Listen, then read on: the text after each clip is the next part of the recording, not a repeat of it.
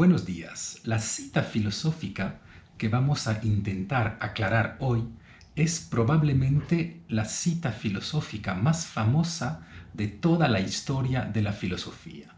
Es el famoso pienso, luego existo. Esta frase fue pronunciada en pleno siglo XVII por el filósofo francés René Descartes, que es considerado de manera común como el filósofo que abre la edad moderna de la filosofía. Edad moderna que se caracteriza, entre otras cosas, por poner al sujeto al centro del mundo y a la vez al sujeto al centro de la reflexión filosófica. Lo difícil para poder precisar esta cita es que en realidad existen dos formulaciones diferentes del pienso luego existo en la obra de Descartes. Y si bien vamos a ver que van un poquito por el mismo camino, tienen consecuencias radicalmente diferentes.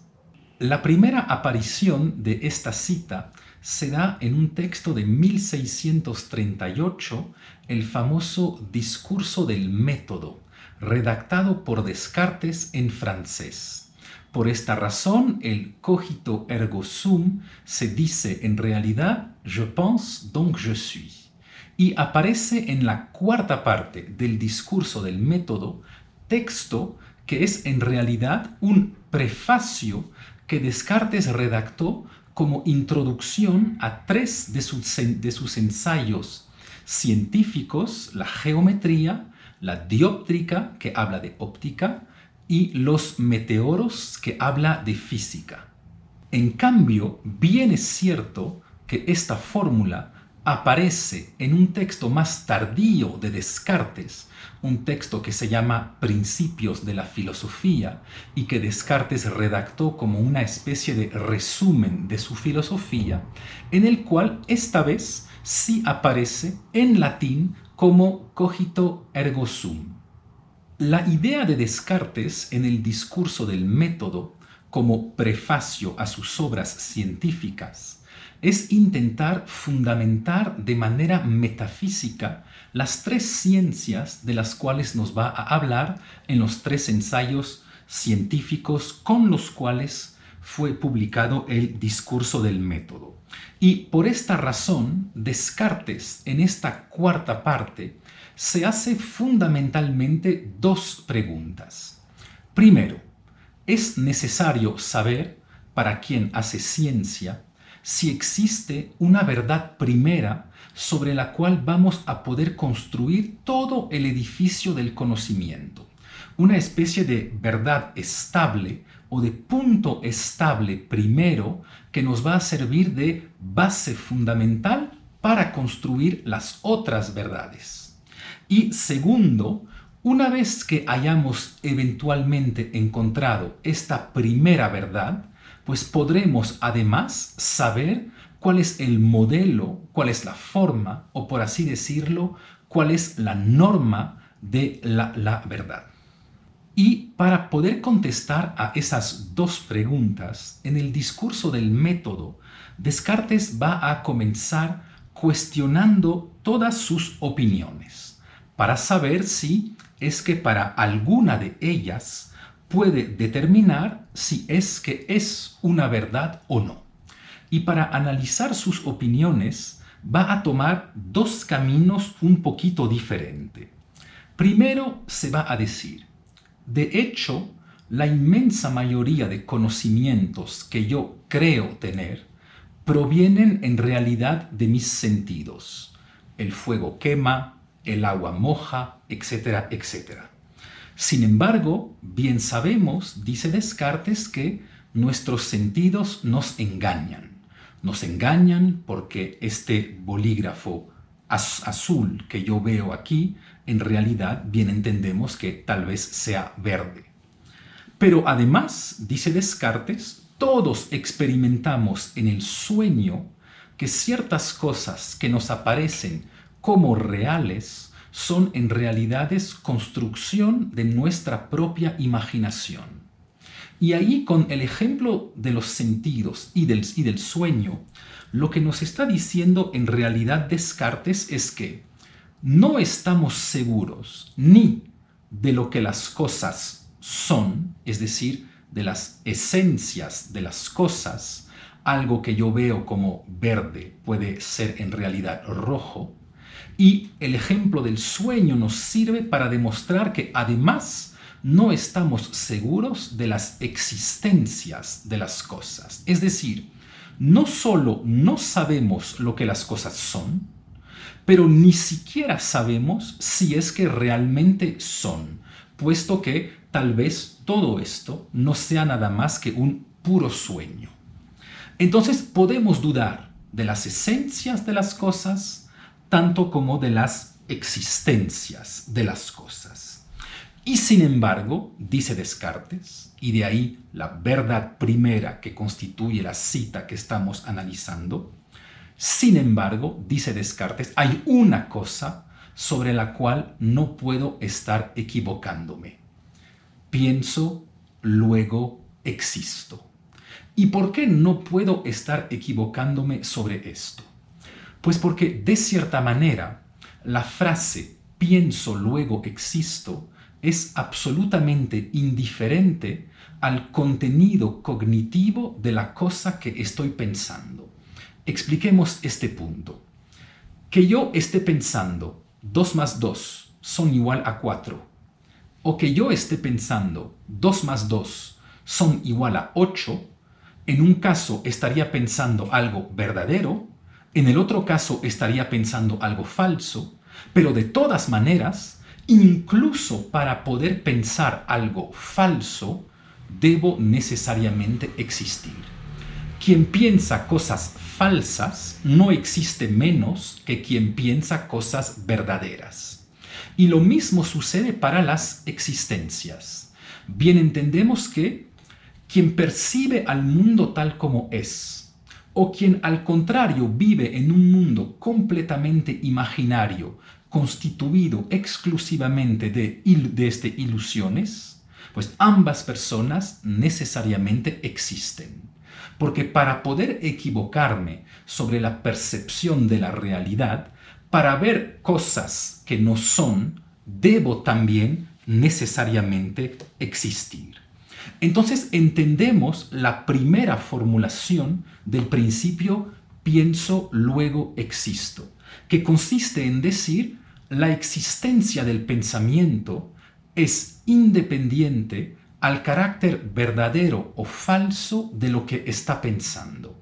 De la misma manera que la existencia del pensamiento es absolutamente indiferente al carácter existente o no existente de las cosas de las cuales estamos pensando.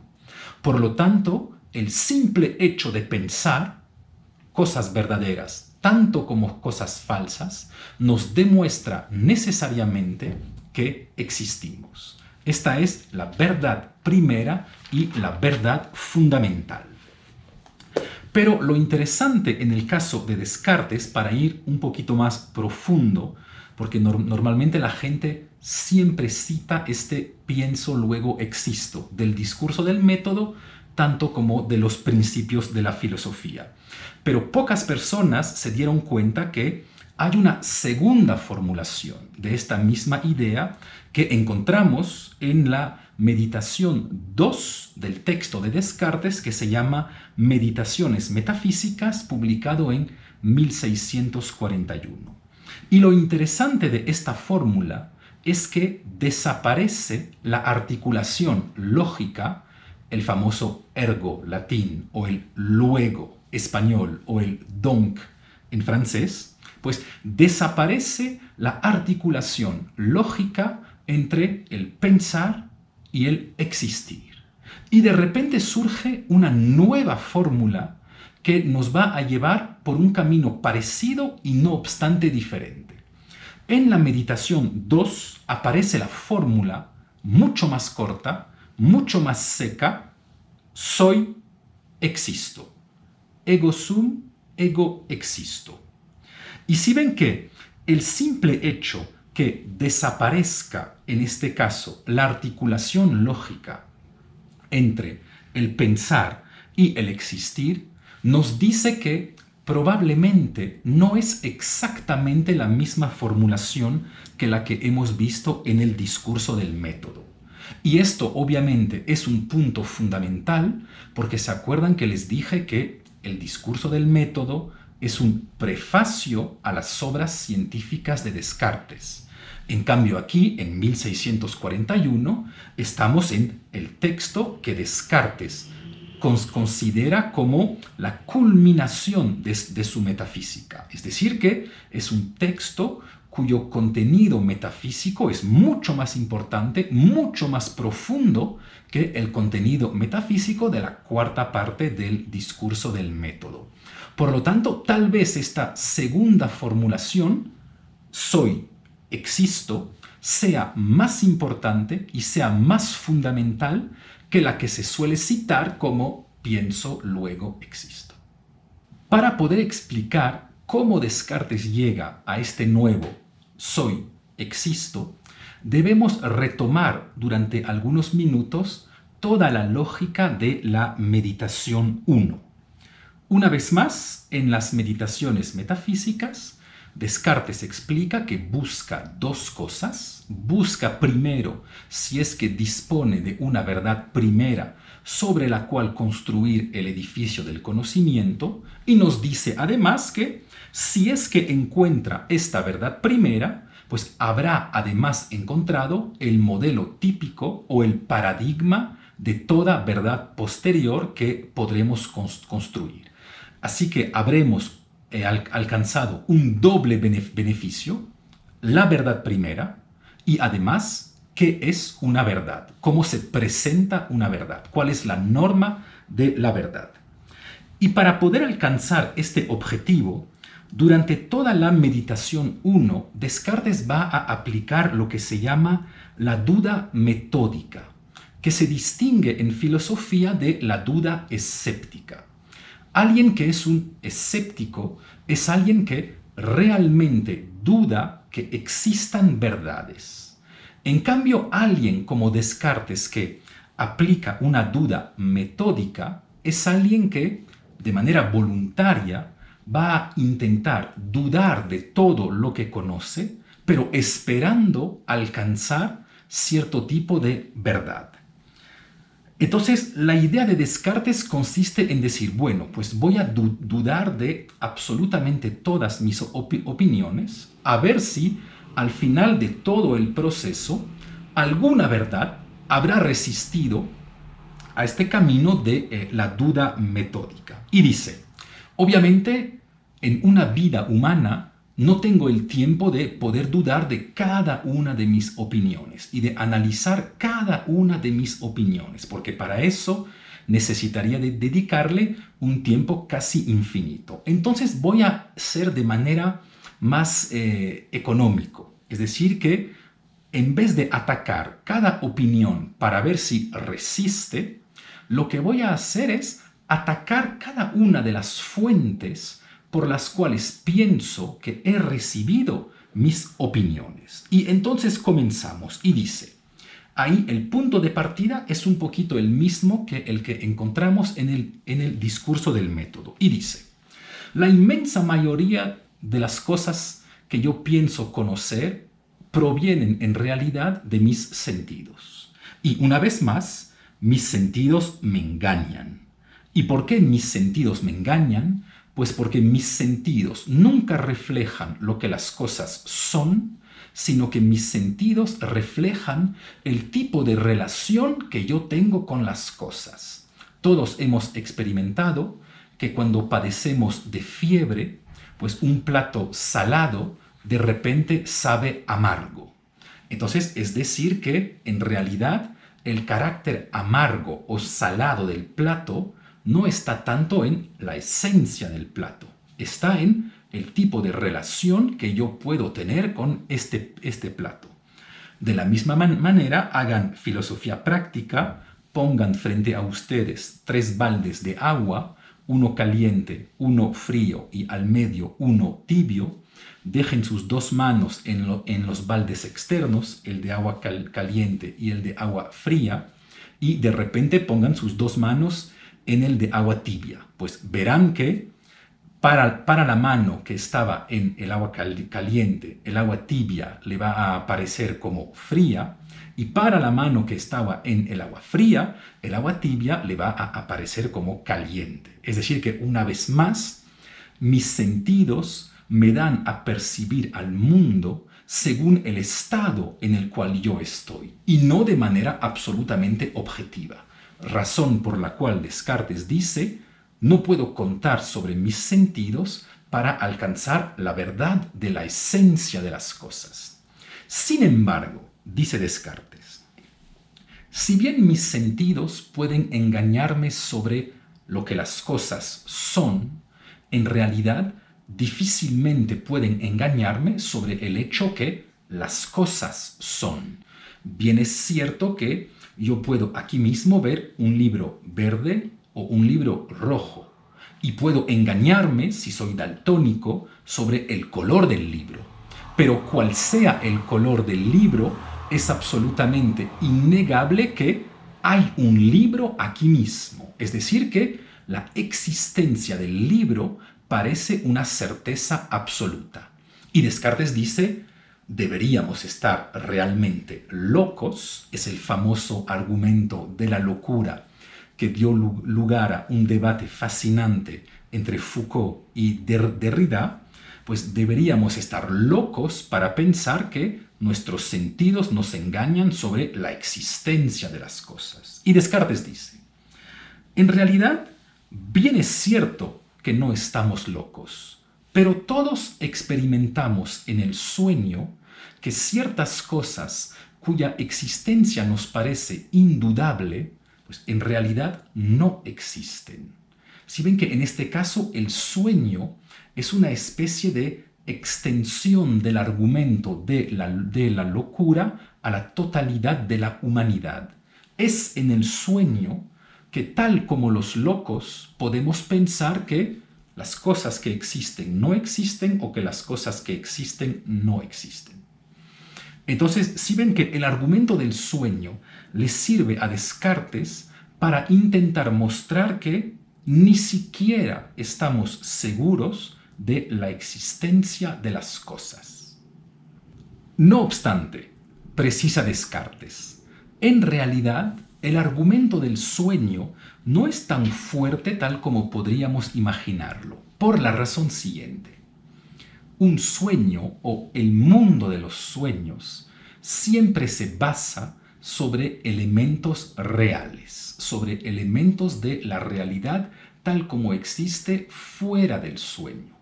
Y Descartes explica que el sueño es una especie de combinación de estos elementos, pero que nadie realmente crea cosas radicalmente nuevas en el sueño.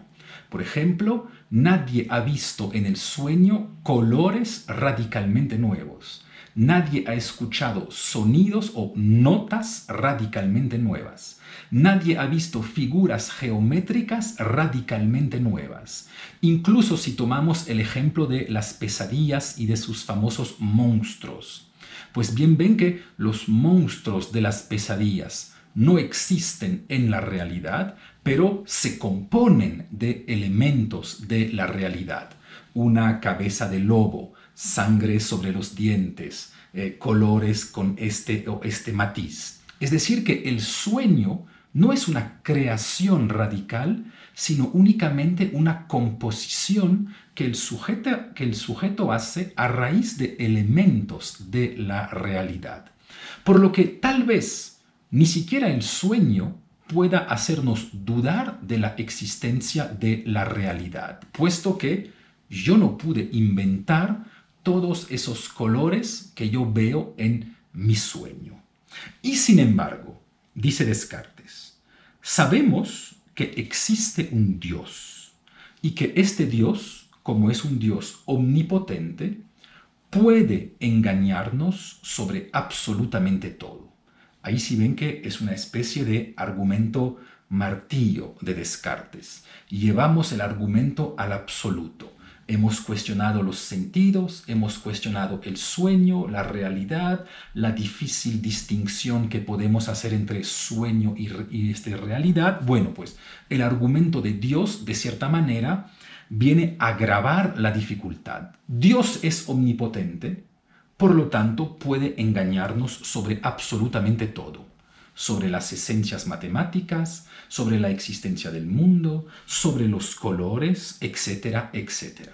Por lo tanto, en realidad, la simple existencia de Dios debería llevar a pensarnos que el ser humano no puede alcanzar ningún tipo de certeza absoluta, porque siempre podríamos dudar de que Dios nos está engañando. No obstante, eso presenta dos dificultades. Primero, dice Descartes, de momento, en la meditación 1, no hemos demostrado que Dios existe. Por lo tanto, de momento, no sabemos si es que existe un Dios. Pero más aún, si es que existe el Dios bíblico, obviamente Descartes piensa a raíz del Dios bíblico, si es que existe el Dios bíblico, bien es cierto que, en tanto que es omnipotente, podría engañarnos sobre absolutamente todo. Pero además de omnipotente, Dios es también bueno. Por lo tanto, si bien Dios podría engañarnos, en realidad no puede querer engañarnos. Si ven que ahí es la idea según la cual la omnipotencia de Dios está limitada por la bondad de Dios. Por lo tanto, Dios tiene la fuerza de engañarnos, pero su voluntad, en tanto que es buena, no puede llevarle a engañarnos. Entonces, una vez más, el argumento parece completamente bloqueado. Y ahí viene el último argumento de Descartes, una creación de Descartes, es el momento en el cual la duda metódica de Descartes se convierte en una duda hiperbólica. Hiperbólica significa que la llevamos al extremo, la llevamos hasta sus máximas consecuencias. Y Descartes dice, bueno, entonces, hagamos la hipótesis, una vez más, la hipótesis de manera metodológica, para ver si es que algún conocimiento mío resiste a este último argumento. Hagamos la hipótesis según la cual existe un genio maligno. Un genio maligno que sería una especie de Dios, en este sentido que tendría su misma omnipotencia, pero que además sería malo. Es decir, que además tendría la voluntad de estar constantemente engañando. Pues, ¿qué pasaría en este caso acerca de mis propios conocimientos? ¿Algún conocimiento mío resistiría a la existencia de tal genio maligno o no? Y con este argumento del genio maligno se acaba la meditación 1 y podemos entrar en la meditación 2, en la cual está la cita que intentamos explicar. Descartes dice, al comienzo de la meditación 2, utiliza una metáfora y dice, bueno, la meditación que hice ayer me reventó el cerebro, siento que estoy completamente ahogado, estoy completamente perdido, este genio maligno cuestiona todos mis conocimientos, todos mis saberes, de repente parece que ya no sé absolutamente nada, que tal vez alguien, una superpotencia, mala en este caso, me esté engañando sobre absolutamente todo. Pues, ¿qué pasaría en este caso? Y es ahí donde Descartes dice, pues en realidad, por mucho que exista este genio maligno, por mucho que este genio maligno me esté engañando constantemente, hay como mínimo una cosa sobre la cual no me puede engañar. Es decir, que hay una verdad que resiste hasta a la hipótesis del genio maligno. Y esta verdad obviamente es que existo. ¿Y por qué soy o existo? Pues soy o existo Porque para que el genio maligno me pueda engañar, para que yo me pueda equivocar, pues de todas maneras debo necesariamente ser. Es decir, que por muy potente que sea el genio maligno, por mucho que me engañe sobre absolutamente todo, un ser engañado, ¿sí? Para poder ser un ser engañado, primero debo ser. Es decir, que primero entonces debo existir. Por lo tanto, la hipótesis del genio maligno no permite erradicar todo mi conocimiento, sino al contrario, destacar la primera verdad absolutamente incontestable para Descartes: soy, existo. Y ya para cerrar, podemos ver la diferencia que existe entre el pienso, luego existo del discurso del método y el soy, existo de las meditaciones metafísicas. Por una parte, la fórmula pienso, luego existo es una fórmula completamente cerrada sobre ella misma. Es decir, es una pura relación del pensamiento del sujeto con su propia existencia. De ahí que Descartes utilice para llegar a eso, tal como lo hemos visto, el ejemplo de los sentidos y el ejemplo del sueño. Es decir, dos momentos en los cuales el sujeto está únicamente en relación consigo mismo. La formulación, en cambio, de las meditaciones metafísicas, soy, existo, bien entendemos que representan la fórmula abierta del sujeto, puesto que en este caso el sujeto no se descubre únicamente a la luz de su propio pensamiento, por eso la palabra cogito desaparece y la palabra ergo, que es de cierta manera el paradigma de la racionalidad humana, de la lógica, el luego existo, el luego desaparece, porque en este caso bien entendemos que el sujeto se descubre a él mismo a través de cierta relación con un otro, en este caso con el genio maligno. Es decir que en un caso, que es el caso del discurso del método, estaríamos en una relación solipsista del sujeto. Solo existo yo y a raíz de mi pensamiento soy capaz de demostrarme que existo.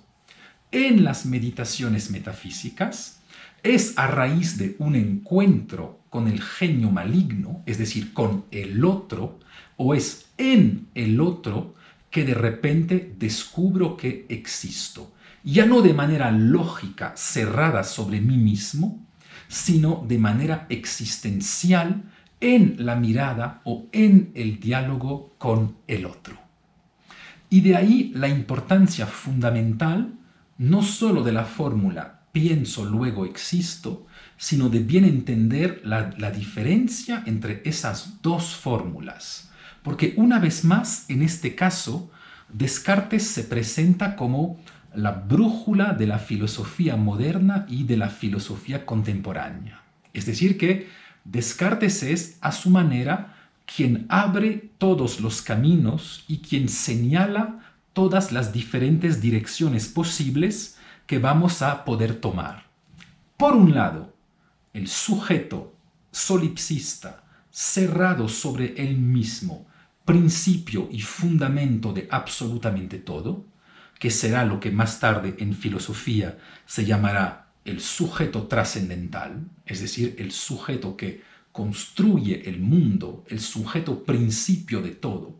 Pero por otro lado, también bien entendemos en esta apertura del sujeto al otro con la idea del genio maligno, que también ya está en Descartes, la otra concepción contemporánea del sujeto, que es la que vamos a encontrar, por ejemplo, en Levinas, que es esta idea de un sujeto secundario, un sujeto que necesita del otro para descubrirse a él mismo como sujeto. Entonces, si ven que la frase pienso, luego existo es una pequeña parte de la teoría del sujeto de Descartes. Muchas gracias por su atención.